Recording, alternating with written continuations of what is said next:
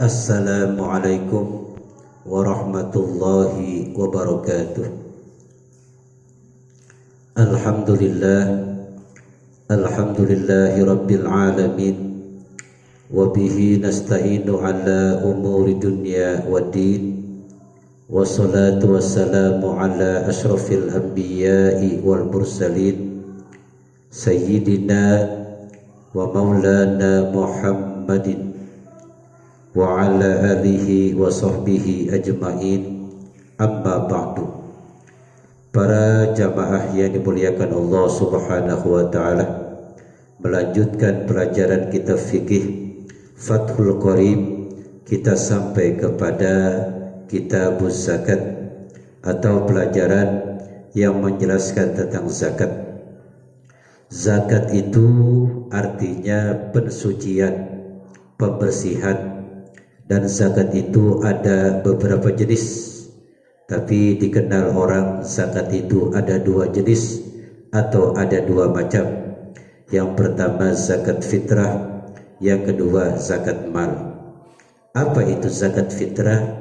Zakat fitrah adalah sebuah zakat atau pekerjaan yang wajib kita laksanakan, dikeluarkan pada bulan suci Ramadan. Yang kedua zakat mal. Apa itu zakat mal? Zakat mal itu adalah zakat harta. Syaratnya dua. Pertama, harus cukup dengan nisab. Yang kedua, harus cukup dengan haulnya. Sejarah zakat, penerimanya itu dasarnya yaitu ada dua kelompok, sehingga turun ayat suci Al-Quranul Karim. Kalau ayat suci Al-Quranul Karim diturunkan oleh Allah ada penyebabnya, namanya asbabun nuzul. Dan kalau hadis tersebabkan turun, itu namanya asbabul wurud. Lalu tatkala baginda Rasul mengerjakan atau melaksanakan pembagian zakat itu, dua kelompok yang disampaikan oleh baginda Rasul atau dua kelompok yang akan diberikan oleh baginda Rasul. Yang pertama fuqara, artinya orang-orang fakir. Yang kedua orang-orang miskin. Sehingga ada sahabat yang tidak menerima tata cara pembagian zakat yang disampaikan oleh Rasul, sehingga turun ayat suci Al-Quranul Karim. Bismillahirrahmanirrahim.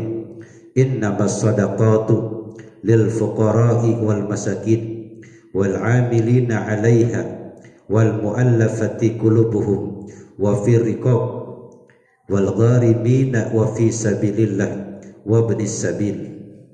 Sehingga pembagian zakat dijelaskan oleh Allah Subhanahu wa taala, ada kelompok yaitu 8 kelompok yang menerima zakat, baik zakat fitrah maupun zakat mal. Siapa 8 kelompok itu? Yang pertama adalah masakin, orang-orang para fakir miskin. Yang kedua yang pertama adalah para fuqara. Siapa para fuqara itu? Adalah orang-orang fakir. Dan yang kedua, peraturan penerima zakat menurut ayat suci Al-Quran, wal masakin, yaitu orang-orang yang fakir miskin, artinya orang-orang yang miskin. Yang ketiga, menurut ayat suci Al-Quran, orang-orang yang menerima zakat adalah wal amilin, artinya panitia zakat berhak untuk menerima zakat.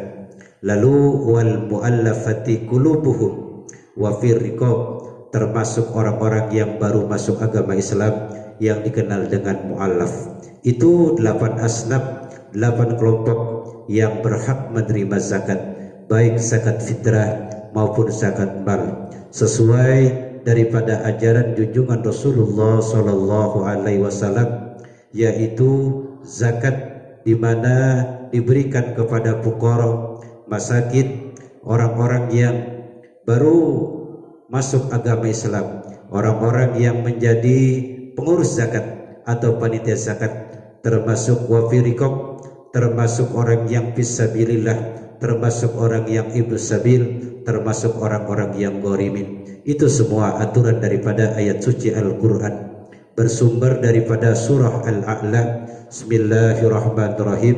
Qad aflaha man tazakka wa dzakara isma rabbih fasalla. Sungguh beruntung orang yang menunaikan zakat lalu ia ingat akan kebesaran Allah, kebesaran Tuhannya, lalu ia melaksanakan salat. Itu adalah merupakan ajaran yang bersumber daripada ayat suci Al-Quran dan bersumber daripada hadis junjungan Nabi kita, Nabi besar Muhammad sallallahu alaihi wasallam. Dan dalam kitab-kitab fikih terdahulu paling bagus jangan berharap menerima zakat, sebab kata Nabi zakat fitrah itu auzakun nas, adalah dagingnya manusia. Kalau kita hitung, kita ukur siapa orang yang ingin kotoran manusia, siapa yang ingin menerima dagingnya manusia.